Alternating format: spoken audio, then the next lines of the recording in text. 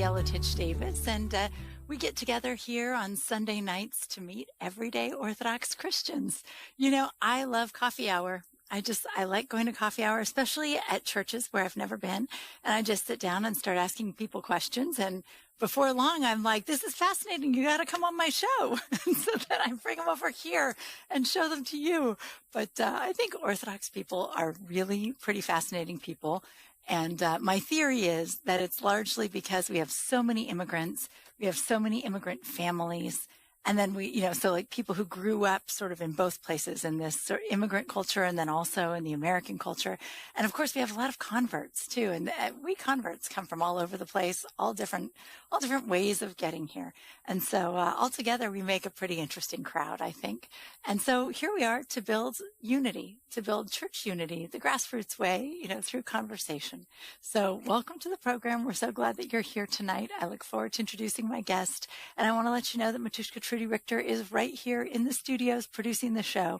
And so if you have any questions for our guest, you can actually ask on YouTube because we stream live on YouTube and you can see our faces. You can see us talking to each other. It's kind of amazing. We also stream, of course, the audio live show on the ancientfaith.com website, on the AFR app, and on Facebook Live on the Ancient Faith Ministries page.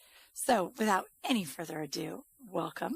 And welcome to our guest. Now, you may know her name because if you're a longtime listener of this program, you may remember that our very first guest on this show back in 2017 was Christi Ghiz. And Christi lives in Houston. And she actually came on the program very first person. I was like, Christi, you have to go on first because her family was rescued on a boat in Hurricane Harvey. And if you're interested in that story, you just go all the way back to episode 1 and you can listen to it there. But so Christi's down in Houston at St. Joseph Antiochian Orthodox Church, which is a great parish.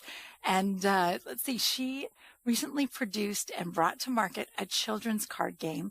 She's been using this game at home. Yeah, we're both holding it up here for the cameras.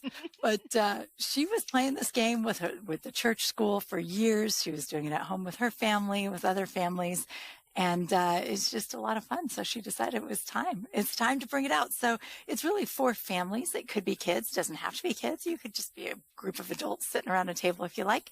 But it's called Feast Day Fun. And so we're going to learn about the game, find out sort of what made her decide that she was going to make a game, right? And we all think about doing stuff like that, but what made Christi do it?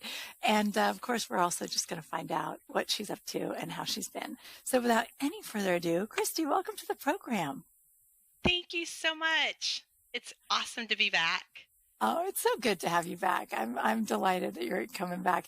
I'm trying to think, 2017, that's like 7 years ago. Is that right? Has this show been on for 7 years? Yes. Because I was going to say, she was the first one. I was like, she was our first guest 4 years ago. Then I started thinking about it going, no, 2017, that is quite a ways, actually.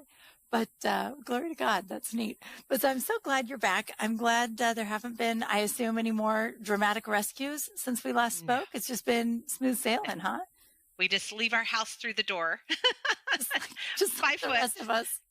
Yes. I love that. I love that. Yeah. This is exciting. Someone asked me today, are you nervous? And I was nervous the first time. I don't think I breathed the entire show. But I watched your show last week with Santa Peter. Yes. And I was like, oh, I forgot how much at ease you make people feel. So I'm excited to be here tonight and to share my Feast Day Fun game with you. I think this is going to be much more fun to talk about. Thank God. Well, and I do think, it's just there's just nothing to be stressed about. Like we can't really make a mistake, right? Like you're just it's real life about yourself and your experiences. If you leave, you're going to leave some stuff out. We only have an hour, right? So yes. I just really can't imagine what could go wrong here. So I feel like we're going to be good. But, okay. So you're down in Houston, you're at St. Joseph's. And yes. How are things at when I visited St. Joseph's last, gosh, it was like 10 years ago. It was very small parish, but such a sweet, wonderful parish. I imagine you guys are probably growing like many parishes in Texas. How's it going? Yes, we are busting at the seams. So we just birthed a mission parish, St. Thecla, and that's in Rosenberg, Texas. And we Oh, had to go to two liturgies on Sunday to address the overcrowded, because we have like limits to how many people we can have in the church for the fire marshal. And after we started St. Tekla, we had to continue with our two services because it did not address our overcrowdedness. We have right now 75 catechumens. And whoa. last Pascha, I think we um, baptized 40. So it's a beautiful thing. We see so many people come through the door, and coffee hour is definitely a place where you can meet and greet new faces, make new friends all the time, every Sunday. Yeah. Wow, 75 catechumens. I mean, that is, I don't know what our number is right now. We're probably somewhere 35 or 40, which I think is actually very normal for Texas parishes now. It's like, oh Yeah. yeah, 30. Yeah, sure. That's a normal year. That's solid. But Yeah. it's crazy down here. Why do you think Yeah. Texas is so ripe for, I mean, we say oh, it's so many. And it does. It feels like a lot of people coming in. We're still like, we're not like the Baptists. It's not like there's an Orthodox church on every corner and everybody in Texas knows about Orthodoxy. But, it is growing quickly, and thank God not any more quickly than it is, because you kind of have to slowly bring people in, and it takes a while to marinate a little bit and to really understand Orthodoxy. But what do you think at St. Joseph's anyways, bringing in so many people? I just think we have the fullness of the faith, and people are hungry for that. Um, Forgive me. I hope I don't offend anyone, but I was out on Friday, and someone handed me this little statue, like a little doll of Jesus, and they were like, "Everyone needs a little Jesus," and it was this plastic doll that you're supposed to put in your pocket, and I almost felt like it was wrong to take it. What if this ends up in the washing machine or something? But anyway, I just feel like we need a lot of Jesus, and we need a lot more than just that plastic doll. And I just think people really are hungry for the truth. And the interesting thing is, when the people come through the door at St. Joseph, they aren't like seeing and hearing for the first time. They've already done their homework. They've been on the internet, they've been on Ancient Faith, they've like soaked up a bunch of information already. It's really beautiful. I always joke, and I went to Orthodoxy kicking and screaming, and it took several years to embrace it. But people are ready, and when they walk through the door, they just are already so knowledgeable, and it's beautiful. I don't know. I just think it's wonderful that you know we It is. are seeing It the is. fruits of this. Yeah. Thank God. Thank God. Yeah, there is something happening here, I think, where people are looking for something really traditional and rooted, and not like, I think there are so many expressions of Christianity in Texas that are like constantly being spontaneous and constantly trying to create something new. And I think after a while, certain people, it just hits them wrong, and they're like, let's not create something new. Like, what was this originally? What was this supposed to be? And then here they come. But yeah, they've already seen our liturgies on YouTube. They've been through, they're familiar with who your chanter is. Like, they just come in knowing it is, Yes. it is an amazing phenomenon. It really is. Well, it's kind of a good segue too for feast day fun, because I was thinking about this earlier today, and I was thinking, I really thrive on like routine, and I think the liturgical cycle of the year provides this. It like just kind of sets the tone for our lives and the rhythm, and I think that is something that is really unique to Orthodoxy, and also as a previous youth director, I feel like since 2020, people have really, set their compass north. And it's like, it used to be, well, we can't come to Wednesday night because we have we have soccer, and my kids signed up for soccer, but now soccer is behind, the commitments of the church, which is really beautiful. I see that a lot. It's like, oh no, we'll be at our church is full on Wednesday nights, and I think people have like kind of auto corrected, and they're like, no, the church is our priority, and then our other activities fall behind that. And of course the feast days are super important in our Orthodox Church. And, you know, a lot of people, think of feast days as Christmas and Easter or Pascha. But there's 13 counting Pascha, there's so many beautiful feasts. And if you follow those feasts, you'll have a busy and a fruitful, year. And so I think that's another thing that kind of draws people in, is that, you know, liturgy, and that liturgical pattern of living.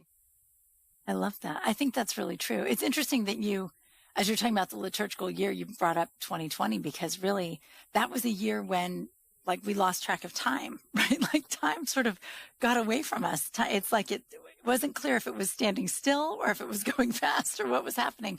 And I find that when I think of things that happened like 2021 through today, they all make sense to me. If it was 2 years ago, it happened 2 years ago. But something that happened in like 2019 doesn't feel like 5 years ago. I can't tell you. Maybe it's 8 years, could be 10. I don't know, because there's this like weird time warp that we went through all together. And so it does feel like maybe that's part of that hunger for this beautiful rhythm, right? Like in the church shutting the door, I never wanted to be at church so badly when those doors were shut and I wasn't able to be there. And so when they opened, I really, want to try to make every effort to be there, knowing that there was a time when we couldn't, and that, just really stayed with me.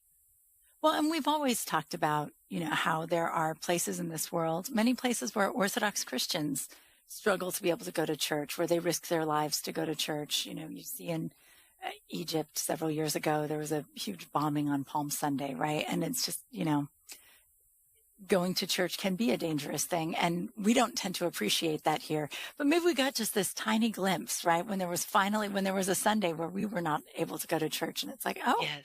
It does make you appreciate things more. I think every once in a while, little struggle, little suffering can yes. do us some good, it's Absolutely. Helpful. But, so that, I think it's really interesting that you're saying that you're seeing a lot of families who really are putting the church first.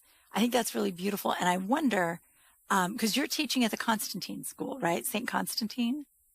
I work in the finance department, and I substitute teach there. Nice. Yes. Yeah. Okay, so you're making sure that that stays afloat. See, that's actually even more important. That's critical stuff, Christi. That's good. Right.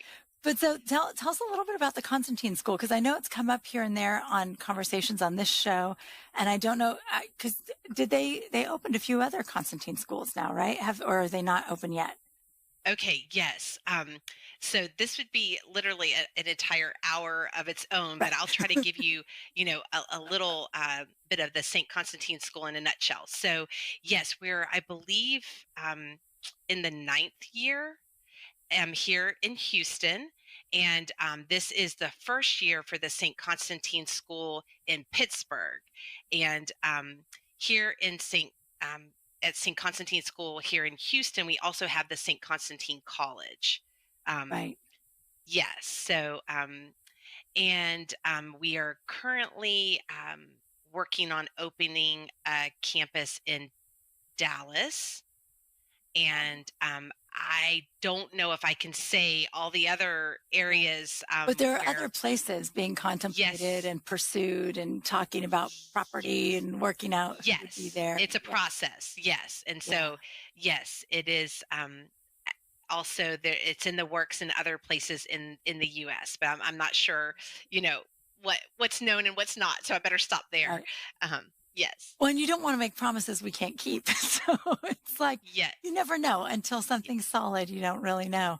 But it is, I think, I mean, the St. Constantine School has a really great reputation as an Orthodox school. It's preschool up through college, as you said, right? And Yes. do you feel like are a lot of the families in your parish also at the school? Is that part of Yes. what's creating this culture? Yes, I think you're absolutely hitting on something because many of the children are friends at school and friends at church. And so there is a strong, pull to be, with their friends and they are seeing them at both places. And so, yeah. And then, of course, the St. Constantine School doesn't have, choir concerts on Wednesday nights and so they kind of work around the liturgical cycle, and so yeah, that's beautiful as well. We have Absolutely. we have our um, we have the Western Good Friday off every year, but we also have the Eastern Good Friday off, which I think this year it might be the same. um, yeah, which is Yeah, I it's think it's really going to be the same for a couple of years, and then it's like never going to be the same again, is what I heard. I don't know if yes, that's yeah, true, but it sounds awful. Sounds too bad. I liked it switching back and forth personally, but yeah, it's a beautiful thing, right? Because it really is a problem that so many of our families in Texas, we get Good Friday off, but of course, usually that's not our Holy Friday. Sometimes it is. When it is, you get great participation and the kids are there. And when it yes, isn't, people really debate whether or not it's worth pulling their kids out. The kids are concerned because, oh, one more absence and I'm going to have to, do this extra assignment or whatever. But so it's so beautiful to be in a school where all of those rhythms are just built in and then there's just yes, there's no struggle against it. Or even you picture, maybe some parents can't come to church sometimes because they have school events, but your school events are your church events. So it just works. yeah, I love that. there's, I love that. I think that's yeah, really neat. And I have a feeling that that's a big part of why you guys have such a healthy family community and why you're not seeing, soccer soccer hasn't become this big rivalry anymore because people are really prioritizing. It's beautiful. All right. yes. So tell me, Feast Day Fun, where did this start? Like, Okay. was it Sunday school?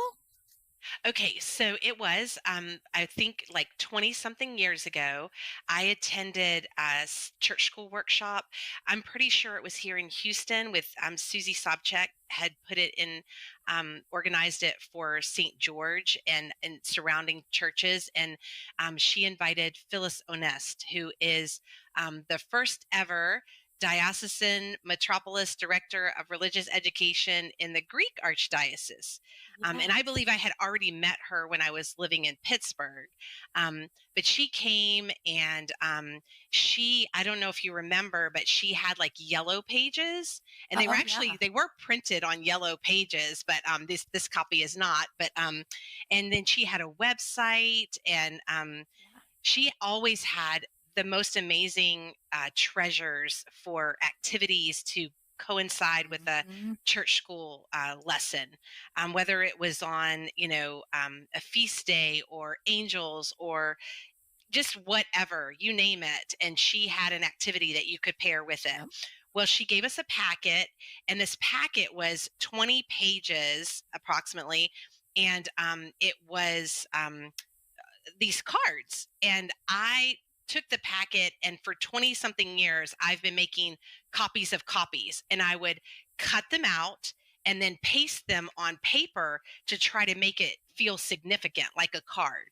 And sometimes I would make, well, for example, one year in Colorado, I was the church school director at St. Luke in Erie, and we were building a brand new church, and we packed all of our Sunday school up only to realize that the church wasn't ready.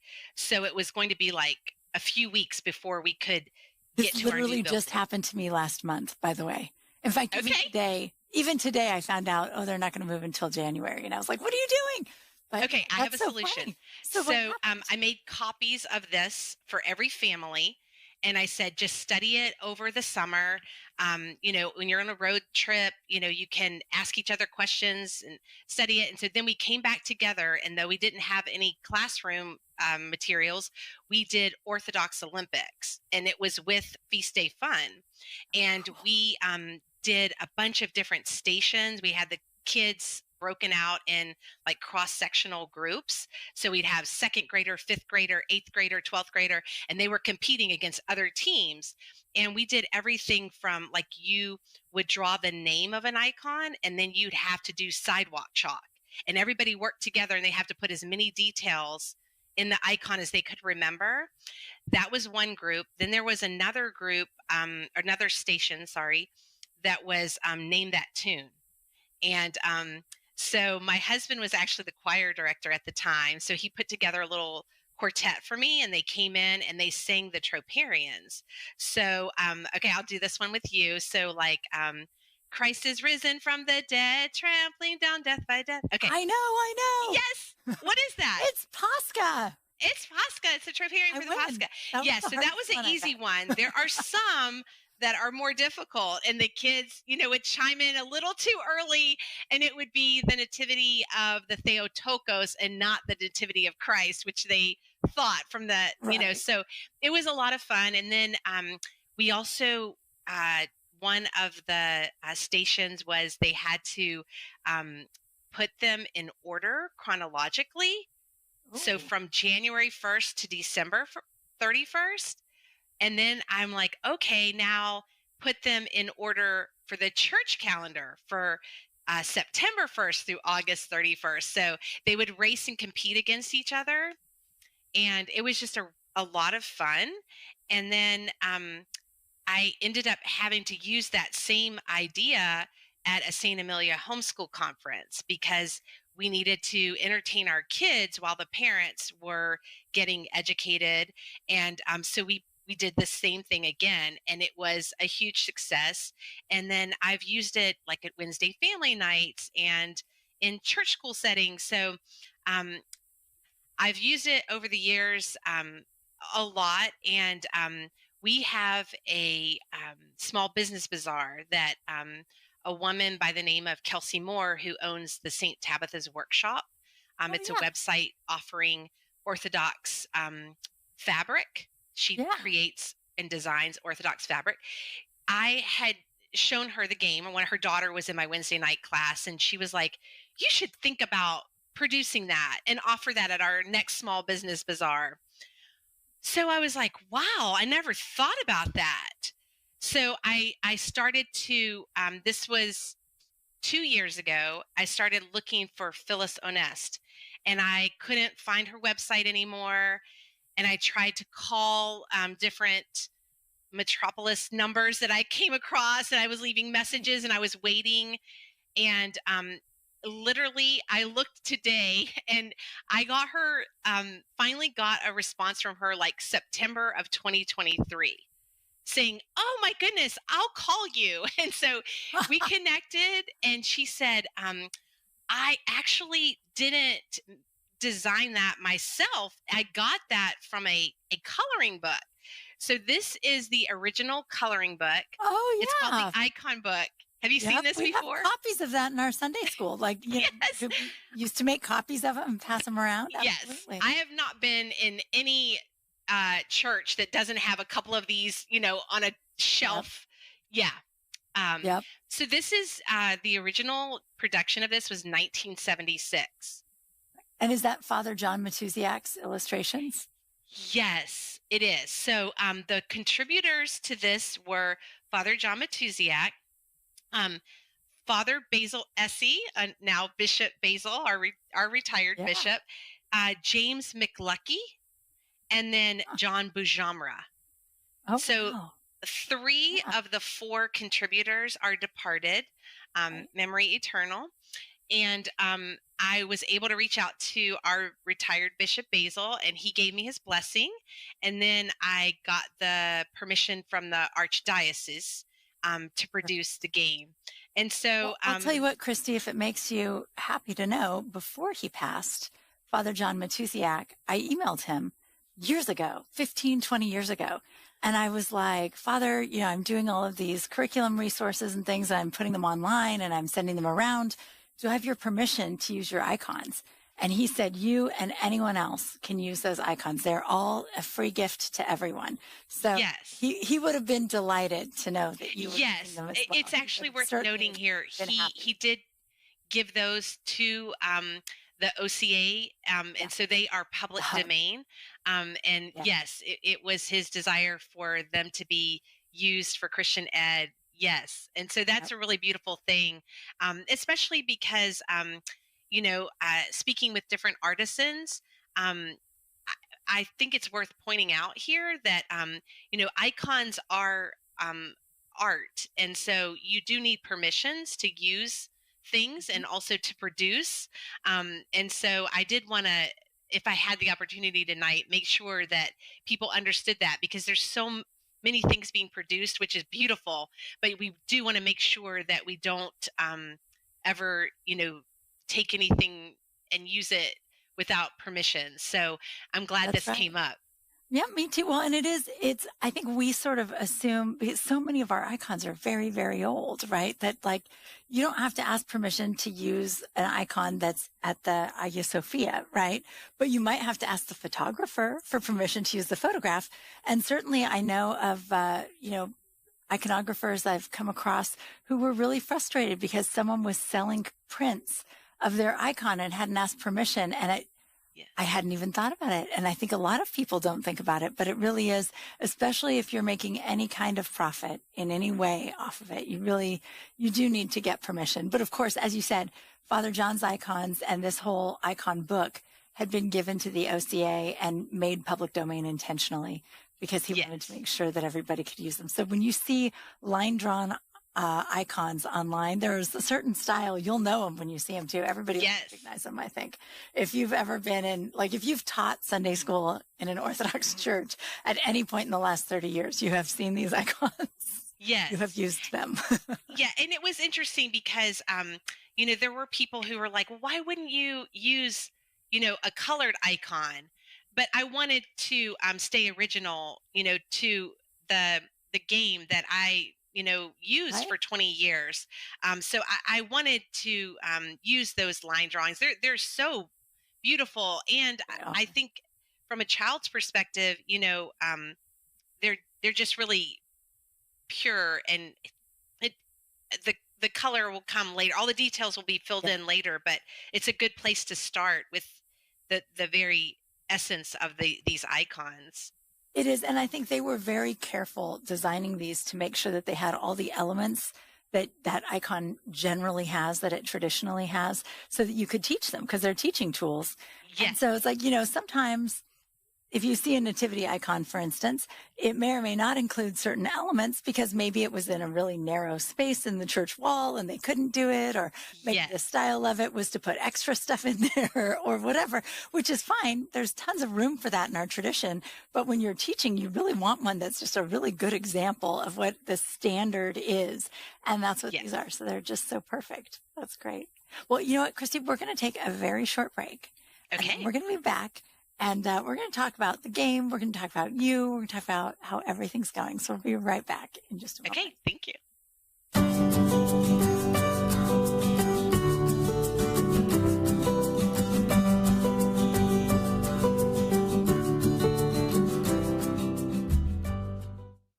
During one of the darkest times in recent history, God gave us a saint.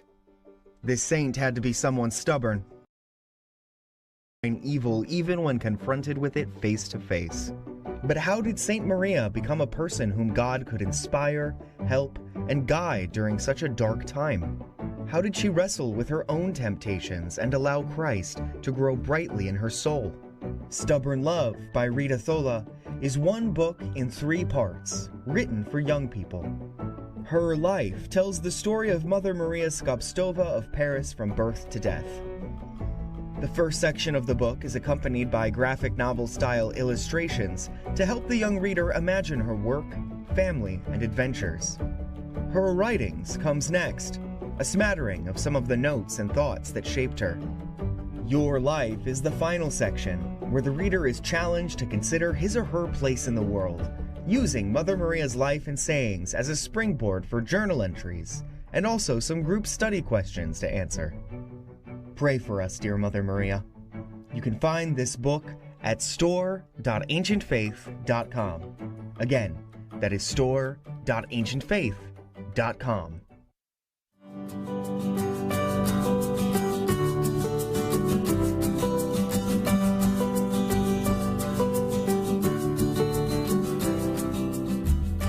Welcome back to Everyday Orthodox. We're here tonight with Christi Ghiz, and we're just catching up because Christi was our first guest ever.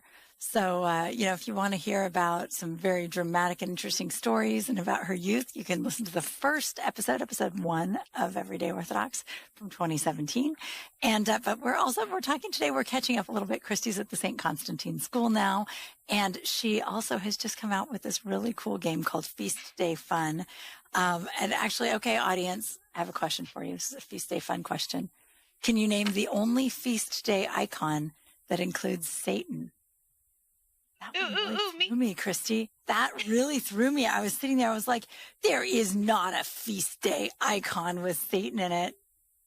Yeah. There is. Because remember, he's talking to Joseph in the nativity icon. He's down there. Tempted. Yeah. Like playing with Joseph's mind there, putting bad ideas in his head. That was very cool. Okay, Christi, now we're back, and Christi's wearing a hat. I'm wearing... Do I have to give you clues? Well, so I was at a friend's house a couple weeks ago, and we were playing Go Feast, which I'll explain in a minute. And she said, ooh, we could totally play headbands with this. And so I was like, oh my gosh, we could. So the idea, and of course we can't do it because I can actually see what you can see. But if I couldn't, and I put this on and I didn't know that it was theophany, you could either, a couple ways we could play, you could act it out, or you could describe it to me, but without using any words that were theophany or epiphany. Right. So I keep discovering more ways to play, which is super fun. But I encourage everyone to think outside the box and just whatever you come up with, I can't wait to hear about. So the Go Feast is like Go Fish. So you would deal 7 cards, but I've been playing recently with some children at church, and they're little, and so they can only hold 5. And then what was so neat about it is because I used the colors of the feast, the children that I've been playing with recently, they can't read, so we don't worry about the words. We don't worry about the fun facts or the troparion, the dates. We don't worry about any of that. We just use the colors. So I say, do you have a blue one? And they say, no, Go Feast. Or I'll say, do you have a yellow one? But you have to ask a specific person that you're playing with. So that makes it a little challenging. And then, as my husband reminded me, because I'm pretty competitive. Do you play a lot of games in your family? No, because I'm not competitive, and some of the other people are very competitive. Okay. So we're a little out of balance. Yes. So I'm pretty competitive, and my husband and my son, who's 18, and this is really cool because there aren't a lot of games that 18-year-olds still want to play, but he was willing to play Go Feast. And I was giving him grief because he's like, what is February, 2nd? And I'm like, you don't know? And my husband's like, this is a teaching game. Can we just help him instead of like being so competitive? So I encourage you to not be so competitive with your younger kids and like help them out. But I was playing the other night, and I could tell that one of the young girls, she was like, she had, say, for example, she had August 15th, and she didn't even know to say, like, do you have anything to do with the Dormition? So it occurred to me, like, oh, when you're playing Go Feast, you don't have to say, like, do you have anything to do with the Dormition? You can just say, do you have anything to do with August 15th? And then we can talk about, oh, that's the Dormition. Does anybody have anything with the Dormition? So there's a lot of like learning opportunities for the game. And so if you can separate the competitive side and enjoy the learning and the fun and the fellowship, that's probably more practical. But it really was cool to come up with that new way of like charades or playing headbands with it, because I had not thought of that. That's neat. That's really Yeah. neat. So tell me, like, how did you get from, oh, this game's really cool, to now I've produced a bunch of games and they're like packaged and ready to go for sale at stores and there are people selling it? Like, how did that happen? Okay, so a lot of hard work. So I worked with Subdeacon Andrew Ritchie, who owns a Sure. graphic design, Orthodox graphic design company to design it. And then he recently entered seminary. So he has helped me finish my project while he is a seminarian at St. Tikhon's. He Oh, owns the wow. Orthodox Design Company. And so Yeah, he was for on the our last show. year, we've been working on this. Yeah. Oh, he's great. He was on the show because he and his brother did an Ancient Faith Kids video that was amazing. A little Yes. video series. It was really, really quality. It was really nice. But, Okay, I didn't anyway, realize that about him, but I do yeah, feel he's like a he's like an creative onion. person. I'm He's like cool. learning things about him all the time. Yeah, he's really neat. He and his Lots brother, of layers. they're Yes. really neat people. Really, really. Yeah. But So he okay. yeah, he and I worked together, and then Kelsey Moore, who owns the St. Tabitha's workshop, she gave me some ideas for the colors and the pattern as well. I came up with the name, and I really I play a lot of Uno or over the years, and I really wanted this to be the Orthodox Uno, like everybody knows it, and so I wanted it to be really fun, and I think Andrew did a great job. Subdeacon Andrew did a great job with this side of the card. I think it screams fun. It does. And It literally then does, I like just in bold font fun. But it really is. It's fun and it's playful and it's not, sometimes when we have educational games, they just aren't as colorful and as wonderful as the other games, right? And yeah. this one really is. It's neat. Well, and I'm hoping that this will be something that people find fun in the little church, their home, and at church. And I think if I was trying to sell it today at coffee hour, and so I had my pack out, and this little kid was like, "Hey, that's at my house," and I was like, "Yes!" It was so Yay! exciting. Yeah. So I'm hoping kids will see it at home, and they'll see it in their church Sunday school room, and it'll really resonate with them and teach them about all the other feast days that make up our liturgical year, not just Pascha, not just Christmas, but those, I don't want to call them lesser feast days, but the entrance of Christ into the temple is just as important. And so I hope that this bears fruit and brings that knowledge to all of our children. I hope so too. I hope so too. Absolutely. And I think it will, honestly, because it's fun. Why wouldn't it? Yes. But, well, I'll be contacting you later to get some for our church bookstore because I think we have a lot of families who would really enjoy that. I think that's really neat. But yes. So what do? You just like go online and you find somebody who prints cards and you send them, or I guess, and probably Andrew Ritchie knew like good suppliers, yes. or what did you do? How did you figure it out? I was really important to me to have it made in the USA. That's just something that I really wanted it to be made in the USA. And so he told me that, yeah, there are printing companies online, but I thought for sure I could just find a local printer here, but cards are unique. And so it turns out that there are a bunch of card manufacturers online. They're in the US, but manufacturing cards is a little bit more complex. So I couldn't just go to a local printer. I did use a card manufacturer, and sadly, I don't know. There's a big business with like tarot cards. That's not. Well, at least now they've used their power for good, so that's good. That's right. That's right. But, So, yeah. but it is different, right? Because cards have to be a lot more durable than a big Yes. greeting I card wanted or it. postcard. Yeah. Yeah. Yeah. These are going to be And it's families. funny because one of the houses that I was at, the little girl that was playing with us, she was eating chicken wings.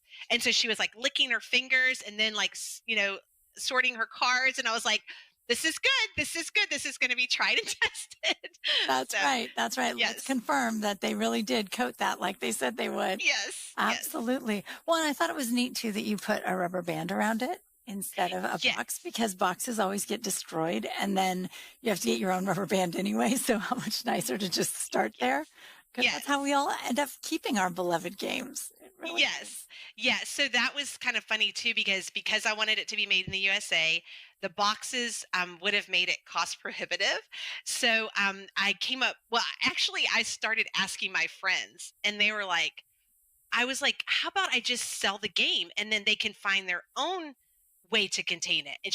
And several of my friends were like, if I find one or two of those cards scattered in my house, it's going in the trash. And I was like, oh no, that can't be. So I'm like, I have to find some way to contain it. So I thought of the silicone band, and I was like, this is perfect. It'll have the logo and they'll know that these go together. And so this was my solution to not being able to afford the box. But I do want to give a shout out here, because I am, all of my net profits are going to the Holy Cross Monastery in Wayne County, West Virginia. And so my husband's from West Virginia, so that monastery has a special place in our hearts. But also, we go to church with a fella named Peter Farley, whose brother is a father there. And so we have that connection as well. So I'm excited. I call them a little Mount Athos in Almost Heaven, West Virginia. But it's they have a big building project, and they're building 20 brand new cells and a new church and a new cafeteria. I think it's called Terapsa is the Greek. Is that right? Trapeza. Yeah. Trapeza. Thank you. Trapeza. I only know because there's a monastery around the corner. So yes. we always eat in the trapeza. So the proceeds are going to the Holy Cross Monastery, and they have, I think, like 30 monks. It's a male monastery. Yes, it's very exciting to see that in West Virginia. There's a young man from our parish. His dad has been taking him and his brother to West Virginia during the summer to stay there for a few days each year. And he really wants to be a monk in West Virginia. And he's about 20 now. And his parents made him go to college first. They said, get a college degree, grow up a little bit, and then if you still want to do it, go for it. So I think he's about 6 months away right now from showing up in West Virginia. So, but I love Holy Cross Monastery. So I do want to say to our audience, if you're interested in supporting Holy Cross, because it really is, it's a very special place, and they are trying to do a building project. Not only does Feast Day Fun go to it, but they actually have a store online, and they sell the best honey. And the pound cake, like I actually said, they make like soaps and lotions. They make the only lip balm that does not break out my lips. I have like incredibly sensitive skin. I've had their I use all their products. Yes. I love them though. But yeah, anyway, so. And my husband loves their coffee. Christmas gifts. Their coffee is good. The pound cake is good. I'm trying out the amaretto cookies. I literally just ordered some yesterday, so we'll see how those are. My guess is they're going to be really good. But if you're looking for Christmas gifts too, that's the thing. Now, are they selling the game in their shop, or does it not make sense at their shop because it's all food and honey? Yeah, I didn't send it that way yet, but I have been knocking on so many doors, and so I might still knock on that one too. But You should. It just got up and running on Ancient Faith. So I definitely want to make sure everybody knows that is where you can buy it, is on Ancient Faith, because it's new there this week, just a couple days ago. Yeah. There you go. Okay. So that's store.ancientfaith.com. You can find Feast Day Fun there. And it's also at St. Tabitha's, right? What's the website for them? St. Tabitha's Workshop. Yes. And then there's Draw Near Designs. It's like you're kind of all over the place. You're getting into all the Orthodox stores one at a time, slipping in. Yes. And then next up is church bookstores, because they're a cajillion. There are like 2,000 of those. So Yes. got to get in And there we've too. lived in Pittsburgh and twice in Houston at 2 different churches and in Colorado. So I have called and put out, the sounded the alarm in all areas of my, Orthodox existence. So everybody knows.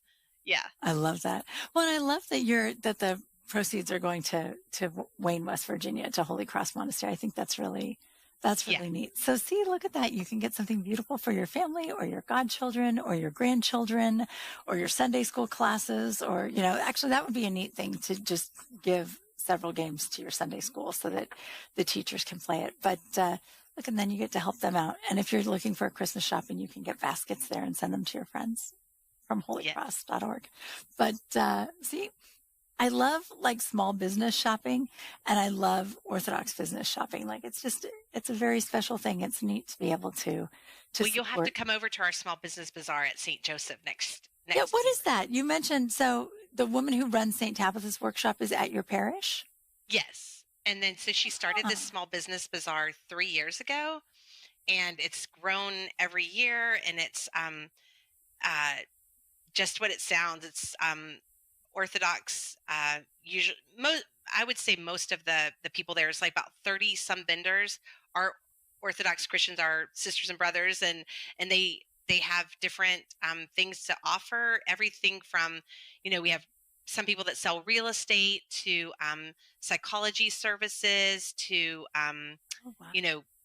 Household goods, crafts, baked goods. Yeah, it's really really special. That's neat. Yeah. As you're saying this, I'm thinking about all the people who have small businesses here in Austin, and maybe we should put something like that together for them, because that's a lovely thing to come together and support each other in that way. I love that. That's really neat. So, okay, so what's next? Like, what happens next? So you first have to call 2,000 bookstores. Then you have to figure out. Well, I'm hoping 2,000 bookstores call Ancient Faith. Yeah. But yes, right? Let's hope. Yeah, because it really is easier, right? Because then you can ship a big box to Ancient Faith, and it's not, every day you're going and shipping something to somebody else. That would be ideal.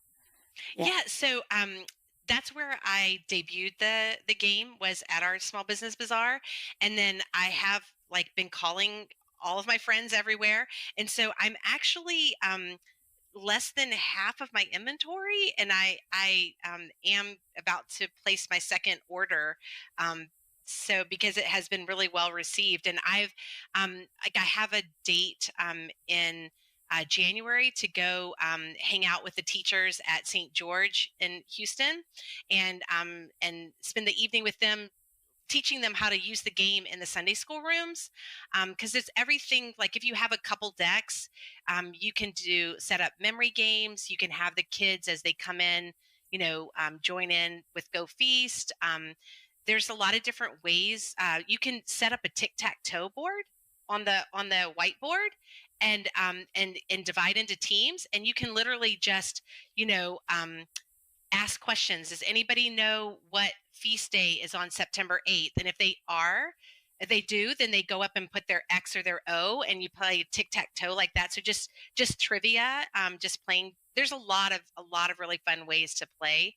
And so I'm going to spend time with them. I'm also have reached out to the fella who runs our YAM group, our young adult ministry group, and I'm going to spend a night with them facilitating a game night where our young adults break out into groups, and we play the different stations, like I was telling you before, where they might compete to put them in chronological order, and or they might compete on a dry erase board to draw the icon from their memory, what they, all the details that they can remember. So I really believe this is a game for 3-year-olds all the way up to 92. I really believe that there's value in it for all ages.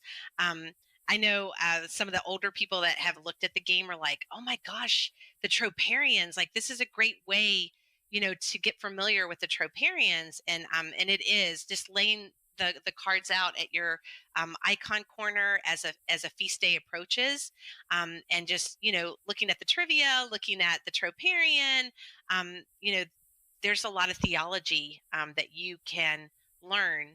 Um, so I think there's a lot of different ways and probably things I haven't even thought of yet that I'll be able to, help share with my fellow Orthodox Christians as we all grow and learn in our faith. That's really neat. That's very neat. Do you have like a website or a blog somewhere where you have written some of these ideas down so that people who maybe aren't near Houston and they're not going to be able to come to one of those events would be able to find out about it? No, I hopped off of social media in 2020, and I'm happy for anyone to reach out to me. I don't know if it's appropriate to share my email address or my phone number, but I mean, I would love to connect one on one and talk about it. But I don't do any social media.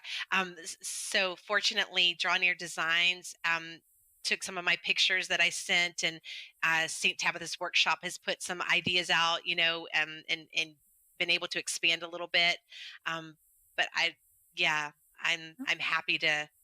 Well, Christy, I have a website, and if you wanted to write up just a bunch of different ideas, we could put a page together and we could link to Draw Near Designs and St. Tabitha's Workshop and of course to the Ancient Faith store. And then that way, if people are curious about it, we would have a page that they can search that'll come up on Google, and they can absolutely. Because I know we didn't get to do it tonight, but my husband just set up a playlist for the Festal Troparians, and I was gonna play one and like have you figure out which one it was. But so there's a lot of different ways, like Name That Tune, where you could play the Troparian and have the kids chime in when they figure out what it is.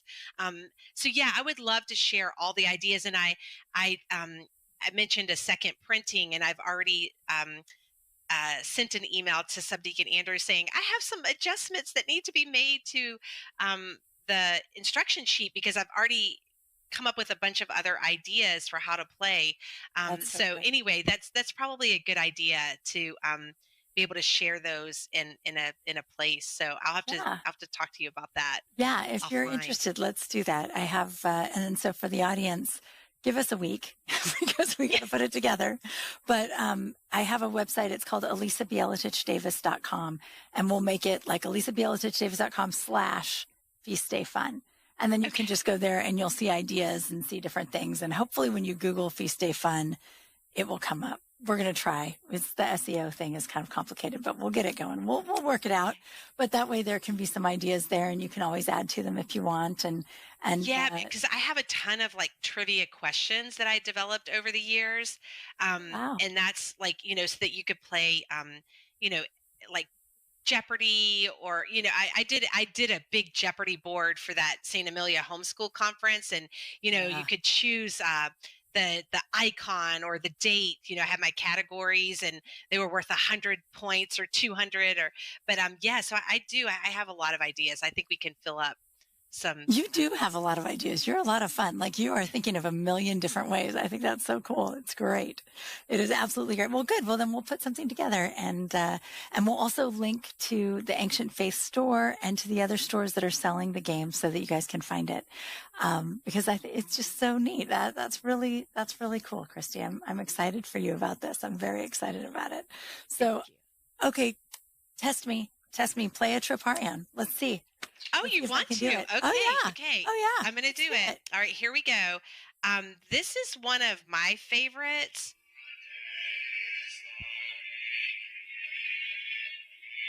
I can't understand the words.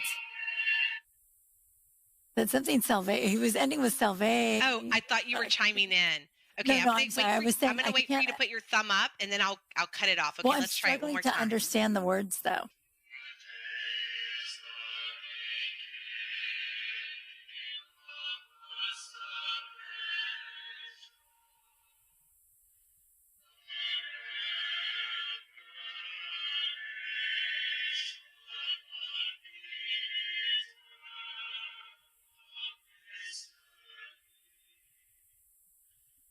You know what?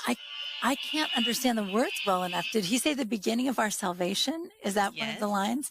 That's the only line I could understand. So I'm going to go with Annunciation. Yes. Oh, Yes. because those are the only words I could get. I'm like, okay, so there's Annunciation and then there's Nativity, but I haven't heard that one. So it's got to be Annunciation because Good job. Good job. I know the Nativity hymn's better. That's so Nazo Zadek's rendition of Today is the Beginning. It's so beautiful. I love him. And yeah, the troparians are so rich. And so I do hope that people will play that and that actually like the kids will learn those troparians because the theology is right there. And if you can sing the troparian, you probably understand a lot about the feast day. It's really true. It's really, and I don't think people realize it. It's not just like, oh, it just so happens that the troparians have a lot of information in them. It really is like a repository of our theology. Like if you go read theology books, they'll quote the hymnology to prove their point. They'll say like, this is how you know what it is by hearing the troparion, that's the source of our theology in a lot of ways, that once they've been approved and brought into the liturgical cycle, that means that they really are, beautiful and filled with wonderful hymnology. We don't have that many hymnographers in the Orthodox Church. There really haven't been a whole lot because they kind of have to be brilliant. Like they have to be not just musically brilliant, but theologically brilliant, and they have to be inspired. And so, you just have these like lovely people like Romanos the melodist and different saints along the way. Cassiani, I love the hymns of Holy Friday. It's one of my favorite things. I'm just constantly, or not Holy Friday, Holy Week. During Holy Week services, I'll be like taking pictures of my book and sending them to my kids, like my adult kids out of town. I'm like, listen to this line. Yes. Isn't that beautiful? And they must make fun of me behind my back for this because it is silly at a certain point, but I get very excited about it. The Tropari are very, very beautiful. They're really amazing. Well, and I have learned over the years that many of our prayers are from the Bible, the Psalms. And I get so excited when I have made those connections like, oh, this is Psalm, 150. And I didn't realize that prayer that we've been saying, was a psalm. And that's a really beautiful connection to make too. So everything is so intentional. There's no mistake, it's beautiful. Yeah, it really is. I mean, we sort of reaped the fruits of 2,000 years of people kind of culling through it and perfecting it and adding to it. And it's all so beautiful and so amazing. But the biblical references and the psalm references and the prayers and in the Troparia and just the beautiful references in the liturgy, all of it. There's so much. And it's funny because it's kind of hard sometimes to teach it in Sunday school because there is so much of it and it's so beautiful. And you just want to, just lay it all out there. And they're like, yeah, we know the Troparia. Okay, they're great. But this game is really neat, I think, because it really familiarizes it and they'll know the words. And then someday, somebody's going to ask them, well, why do you guys celebrate the Annunciation? And they're going to be like, well, it's the beginning of our salvation. Like, that's why, because that's the moment, right? Which is really important, actually, because there are some Christians who would say that salvation happens on the cross. And we would say, well, salvation, like it's the incarnation and then it's the resurrection and the cross too. It's all of it, right? Like it's everything, but the cross isn't necessarily that central moment. Yes. And you know that from our hymnology. That's so cool. Yes. Christi, this is going to be a great gift for families, for Sunday schools. I just think this is going to be a blessing. I have a feeling that, 20, 30 years from now, kind of like you and me talking about Phyllis Onest, right? Like Phyllis did great things. She did this thing that was like a treasure box for Advent. And it was like you had all these coins that the kids had to cut out and they all said different like good deeds or nice things that you might do or say an extra prayer or something. And then every day they had to do one of those things and put it for it's their treasure in heaven. And it was just so lovely and such a beautiful way to spend a fast. And, I used that with my church every year for many, many years. And it's really, really beautiful. But, that's going to be one of those things where people are going to find out that you're the one behind this game and they're going to be like, I grew up playing that game and now I play it with my kids. And so it's really special and I think, to do the repetition, because, we're not like one and done. We don't like study a feast and then we're like, okay, I got this. It's like every year, as I go through the liturgical cycle, my eyes are open to something. And I'm like, how could I not have seen this all these years before?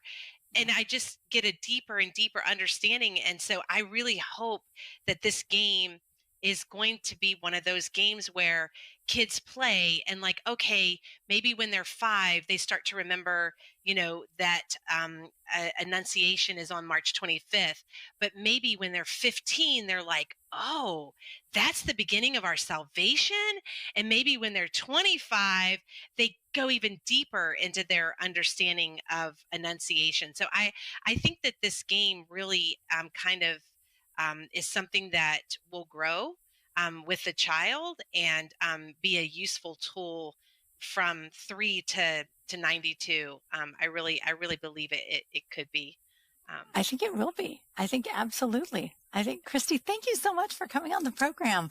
This has been a joy to have you back again. It's so good to see you. And since we live in Texas, we shouldn't wait 7 years to do this again. We should have coffee sometime. I know. Texas is come your kind way. of a big place. But yes, let's meet somewhere and do it because I would love that. I'll come teach you about the card game. You teach your church school teachers. Oh, we could do that. We could do a Sunday do that retreat. I like it. I like it very much.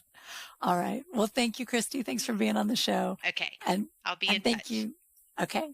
And thank you to our audience for joining us too. And we'll see you next Sunday night on Everyday Orthodox.